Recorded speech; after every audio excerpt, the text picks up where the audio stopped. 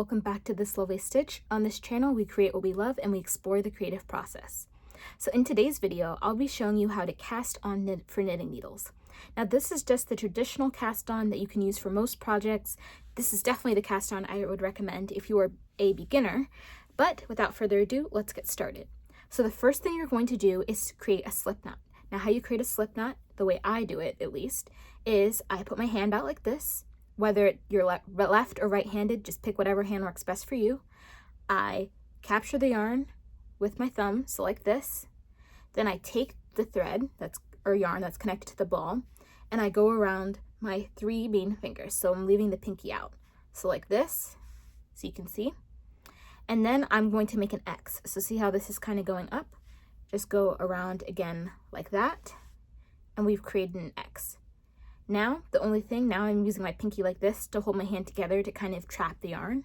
I take one strand, so whether that's the top one or the bottom one, and I just do a circle and feed it through the other one.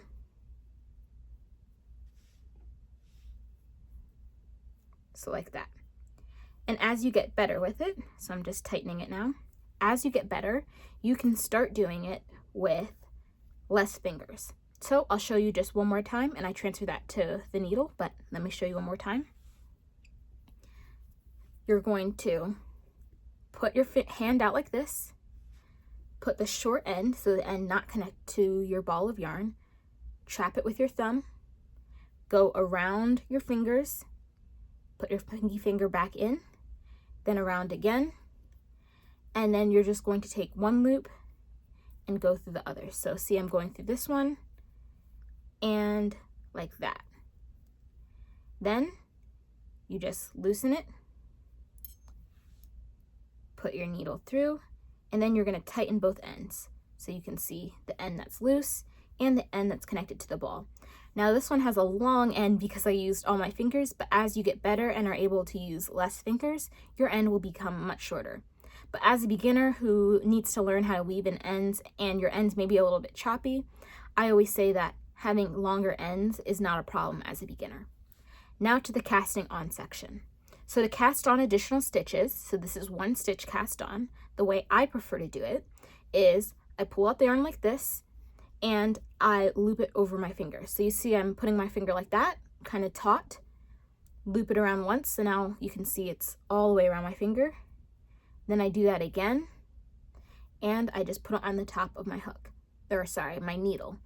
Then I'm pulling this end, the end that's attached to the ball, and now I have 2 stitches cast on.